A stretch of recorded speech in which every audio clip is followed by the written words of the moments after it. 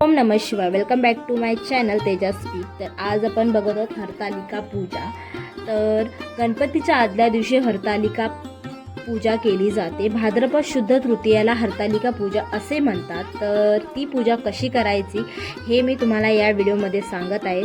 त्यासाठी आपल्याला 5 प्रकारची फळं घ्यायची आहेत आणि आपल्याला झाडांची आणि फुलांची पानं जितकी अवेलेबल तुम्हाला होतील घ्यायची आहेत. विड्याची पानं घ्यायची आहेत, बेलपत्र, धतुरा हे जे शंकराला आवडतं आहे ते घ्यायचं आहे. त्याचबरोबर पार्वतीला जे व्हायला घ्यायचं आहे ते ओटीचं सामान घ्यायचं आहे, अक्षता आणि ही जे वाती दिसत आहेत तुम्हाला, ज्या माळा केलेल्या आहेत कापसाच्या त्या बरोबर. त्याचबरोबर पंचामृत घ्यायचं आहे, पाणी घ्यायचं आहे, हळदी कुंकू घ्यायचं आहे, चंदन घ्यायचं आहे आणि तुम्हाला जितकं सामान अवेलेबल तेवढं घ्यायचं आहे. आणि आपल्याला मेन म्हणजे वाळू घ्यायची आहे आणि वाळू घेतल्यानंतर मग आपल्याला शंकर त्यातून घडवायचं आहे. शंकर, पार्वती आणि आपला गणपती.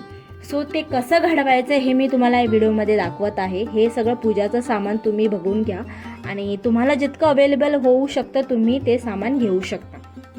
त्यासाठी पहिल्यांदा आपल्याला पाट मांडायचा आहे आणि त्यावर तुम्ही पेपर किंवा कपडा, लाल कपडा टाकून घेऊ शकता. आणि त्यानंतर मग आपल्याला त्या वाळूतून आपल्याला शंकर घडवायचा आहे. तो शंकर कसा घडवायचा आहे ते तुम्ही पाहू शकता की यामध्ये मी आता शंकराची पिंड काढून घेत आहे आणि त्यामध्ये आपल्याला पूर्ण शिवसृष्टीच काढायची आहे. त्याचबरोबर आपल्याला नंदी देखील काढायचे आहेत, त्याचबरोबर आपल्याला गणपतीही काढायचे आहेत आणि माता पार्वती व त्यांच्या सख्या. हे व्रत माता पार्वतीने शंकरजीसाठी केलं होतं, म्हणजे आपल्या महादेवांसाठी. कारण की त्यांना पतीच्या रूपात देव महादेव त्यांना हवे होते, त्यामुळे त्यांनी हे व्रत केलं होतं आणि हे त्यांना फळ निश्चितच भेटलं आणि त्यामुळे त्यांचे पती होते महादेव, हे तुम्हालाही माहीत आहे. हे व्रत तुम्ही करू शकता आणि ह्याचं फळ तुम्हाला भेटेलच नक्की. तर हे आता मी शंकराची पिंड काढून घेतलेली आहे. आता त्यानंतर आपण काढणार आहोत नंदी. तर शंकराची पिंड रेडी झालेली आहे. आता आपण समोर बनवत आहोत हे आहेत नंदी. नंदी ही असतात शंकरांसमोर, त्यामुळे नंदी हे नक्कीच काढले जाणार आहेत. त्यानंतर आपल्याला बनवायचे आहेत गणपती, गणेश भगवान. तर मी हे बनवत आहे गणेश भगवान. आता आपल्याला काढायच्या आहेत माता पार्वती व त्यांच्या सख्या तुम्ही 2 किंवा 5 देखील तुम्ही ठेवू शकता त्यांच्या रूपामध्ये. आणि हे आपलं ऑलमोस्ट शिवसृष्टी बनवून रेडी आहे. त्यानंतर आपल्याला बाजूने थोडीफार बॉर्डर बनवून घ्यायची आहे. मला प्रश्न पडला असेल की हे व्रत कोणी करायचं, तर हे व्रत कुवारिका करू शकतात, लग्न झालेल्या स्त्री करू शकतात किंवा विधवा स्त्री हे व्रत करू शकतात. तर हे व्रत का करावे? ज्यांचं लग्न झालं आहे त्यांनी आपल्या पतीच्या आरोग्यासाठी हे व्रत करू शकता आणि ज्या कुवारिका आहेत त्यांनी हे व्रत चांगले पती, महादेवजींसारखे पती भेटावे म्हणून हे व्रत करू शकता. आणि त्याचबरोबर आपलं आरोग्य चांगलं राहावे, सुख समाधान आणि करिअरसाठी चांगलं काही असं असेल त्यांनी हे व्रत करू शकता. तर तुम्ही यात बघू शकता की जी शिवसृष्टी आहे ही यात बनवून रेडी झालेली आहेत. आपले महादेवांची पिंड बरोबर, त्याचबरोबर गणपती आणि नंदी आणि माता पार्वती आणि त्यांच्या सख्या, हे सगळं काही यात एक शिवसृष्टीच निर्माण केलेली आहे. आता त्यानंतर आता हिची पूजा कशी करावी हे तुम्हाला यामध्ये दाखवणारच आहे. तर मग आता पूजा कशी करावी? तर पहिल्यांदा आपल्याला पिंडीची पूजा करून घ्यायची आहे. त्यासाठी महादेवांना जे प्रिय आहे बेलपत्र ते व्हायचं आहे. त्यांना आवडता धतुरा, आगाडा आणि त्याचबरोबर त्यांची पांढरी आवडती फुले तेही व्हायची आहेत. मला जितकं सामान अवेलेबल होऊ शकलं तेवढंच मी देते आहे. तुम्हाला जितकं होईल तुम्ही तेवढं सामान तुम्ही अर्पण करू शकता. आणि त्याचबरोबर आपल्या नंदींनाही पूजून घ्यायचं आहे, त्यांनाही फूल अर्पण करायचं आहे. आणि आपले गणपती जे आहेत त्यांनाही प्रिय अशा वस्तू, दुर्वा, त्यांना आवडतं जास्वंद हे त्यांना प्रदान करायचं आहे. आणि माता पार्वतींनाही फूल आणि त्यांच्या ओटीचं सामान, हळदी कुंकू वाहायचं आहे. हे सगळं वाहून घ्यायचं आहे.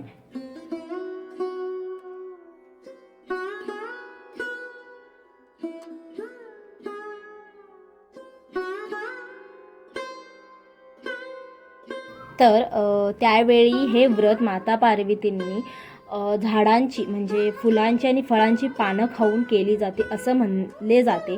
सो त्यामुळे तुम्हाला झाडांची म्हणजे फुलांची आणि फळांची पानेही अर्पण करायची आहेत आणि मग आपल्याला गणपतीजींना दुर्वा आणि जास्वंदाचं फूल अर्पण करून घ्यायचं आहे आणि त्यानंतर आपल्याला ठेवायची ती विड्याची पानं, सुपारी आणि अक्षता टाकून हे महादेवांना ठेवायचं आहे. त्याचबरोबर हे आपल्याला गणपतींच्या समोरही तसंच ठेवायचं आहे आणि माता पार्वतीच्या समोरही आपल्याला तसंच ठेवायचं आहे.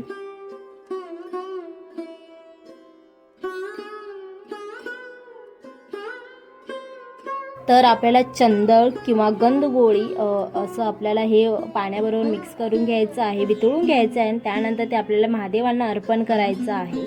आणि आपल्याला हळदी कुंकू हे गणपती आणि माता पार्वतींना अर्पण करायचे आहेत. कुंकू वाहण्यापूर्वी पहिल्यांदा स्वतःला लावून घ्यायचे, त्यानंतर मग माता पार्वती आणि गणपतीजींना लावायचं आहे.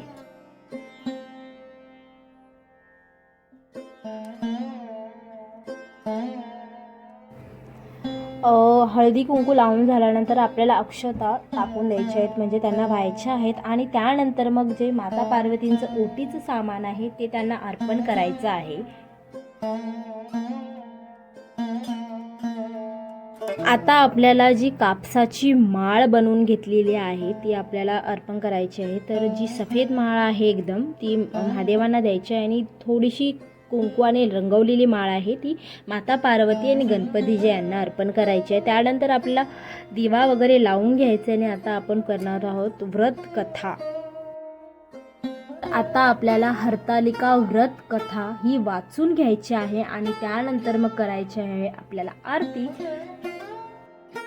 तर हरतालिका व्रताचा उपवास कसा करावा, हे व्रत तुम्ही निर्जळी म्हणजेच न अन्न काहीच न खाता आणि न पाणी पिता हे व्रत करू शकता किंवा तुम्हाला नाहीच जमलं तर तुम्ही हे व्रत उपवासाला जे खातात म्हणजेच फळं, साबुदाणा खिचडी आणि दही दूध हे खाऊन तुम्ही व्रत करू शकता. हे व्रत आज सकाळी जेव्हा सुरू होतं पूजा केल्यानंतर ते व्रत तुम्ही गणपती जेव्हा येतो ज्या दिवशी येतो त्या दिवशी सकाळी हे व्रत तुम्ही खोलू शकता. म्हणजेच गणपती येण्या अगोदर किंवा गणपती येणार त्याच टायमिंगला तुम्ही हे व्रताचा समाप्त करू शकता आणि त्यानंतर तुम्ही पूजा करून अन्नग्रहण करू शकता.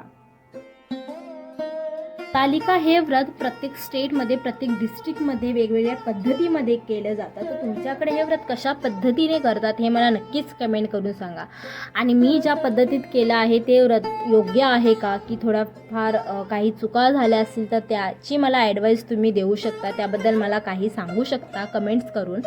आणि हे व्रत जे आहे हे महाराष्ट्रामध्ये हरतालिका या नावाने बोललं जातं. तर हे नॉर्थ साईडला हे व्रत ती ज्या नावाने केलं जातं त्यांच्याही विधान वेगळ्या आहेत. तर मोस्टली मी जितकं बघितलं हे व्रत त्यांच्याकडे करवा चौथ सारखं केलं जातं. तर आता आपण करणार आहोत आरती. सो आरती आपल्याला करून घ्यायची. तुम्ही दुर्गा आरती करू शकता, महादेवांची आरती करू शकता, गणपतींची आरती करू शकता आणि स्पेशल हरतालिकेचीही आरती येते तीही तुम्ही म्हणू शकता. आणि आरती झाल्यानंतर ही आपली पूजा संपन्न होते. तर हे पंचामृत तुम्ही सगळ्यांना घरामध्ये देऊन तुम्हीही घेऊन आणि ही फळं खाऊन जे समोर फळं आहेत ह्यांचा प्रसाद खाल्यानंतर तुम्ही उपवास करू शकता. म्हणजे त्यानंतर तुम्हाला जे उपवासाला खायचं आहे ते तुम्ही खाऊ शकता. साबुदाणा खिचडी किंवा दूध, दही किंवा फळं हे खाऊन तुमचा उपवास तुम्ही कंटिन्यू करू शकता. तर ही हरतालिकेची पूजा तुम्हाला कशी वाटली हे नक्कीच मला कमेंट करून सांगा आणि काही चूक झाली असेल तेही मला सांगा. आणि तुम्हाला मी भेटेन नेक्स्ट व्लॉगमध्ये. तर हा व्लॉग तुम्हाला कसा वाटला हे तुम्ही सांगू शकता आणि पूजा कशी समाप्त करावी ह्याचाही व्लॉग तुमच्यासाठी मी घेऊनच येणार आहे. तर तोही व्लॉग तुम्ही बघा आणि या व्लॉगला तुम्ही लाईक करा, शेअर करा, सबस्क्राईब करा आणि माझ्या इंस्टाग्रामचे जे 2 अकाउंट्स आहेत त्याला तुम्ही फॉलो करा. त्याचबरोबर माझे यूट्यूबचे 2 अकाउंट आहे त्यालाही तुम्ही फॉलो करा, लाईक करा, शेअर करा, सबस्क्राईब करा आणि माझे व्लॉग्स बघत राहा, मला मोटिवेट करत राहा. तर मी भेटते तुम्हाला नेक्स्ट व्लॉगमध्ये. तोपर्यंत बाय गाईज आणि ओम नमः शिवाय.